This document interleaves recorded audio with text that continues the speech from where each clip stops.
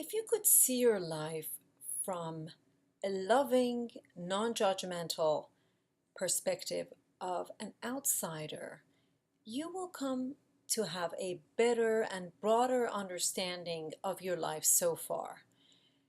Furthermore, you would also come to see the reasons behind some of the decisions you've made and some of the things you've done, and also think about how you would do them differently. Also, you would come to see some godlike aspects that you have in a loving, tender, compassionate way. Now, there are different ways actually to come to this kind of understanding.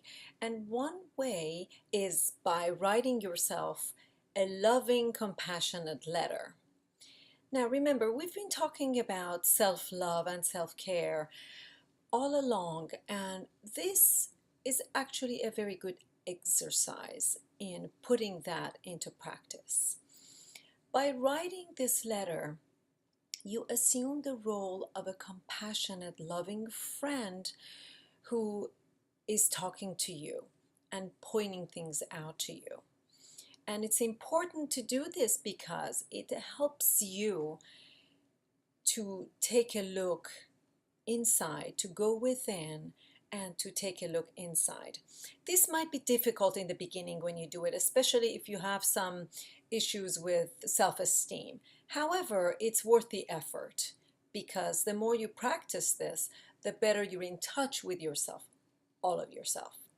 Now, some tips of how to do this. First, just have a comfortable, safe sanctuary, if you will, somewhere you feel comfortable, and to write your letter, and just sort of prepare it in a way that would give you the best feelings of comfort. Then assume the role of a compassionate, understanding friend and write the letter from that perspective. List all the things you love about yourself, everything that you admire about yourself, and then list all your accomplishments. Then take a look at some things that you may not be very happy about. Perhaps you even regret having done them. And then forgive yourself. This is an important part. You have to forgive yourself. And then write down what you would do differently, how you would do it at this point if you had a chance. Also, write a little something to the God aspect of you, your higher self or the source, or whatever your terminology for this is.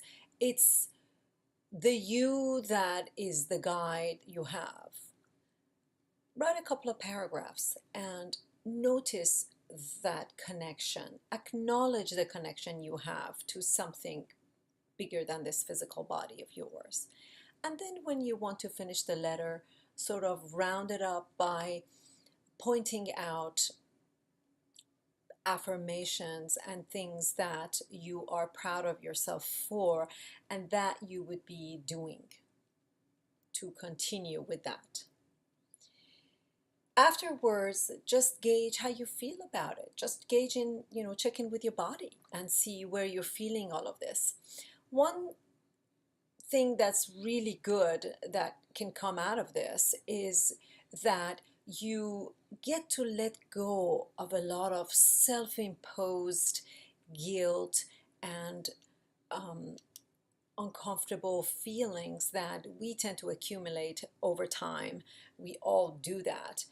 Not only society and family and relationships can make us feel that way, we tend to be very hard on ourselves and put a lot of that on ourselves. So we have a chance, by doing this letter, we have a chance of taking a look and actually releasing all of that, releasing all of this guilt and discomfort that we have. And it gives us a chance to actually look at ourselves from a different perspective, a perspective that's positive and also sees all the good that we have.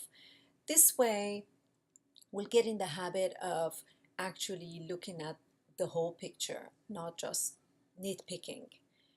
The more you do this, the better you'll get at it, and you will see yourself as the beautiful, worthwhile individual that you are. I hope this is helpful for you. If it is, please share it with your friends. You can also watch me on my YouTube channel, The Core Shift. Until next time, namaste.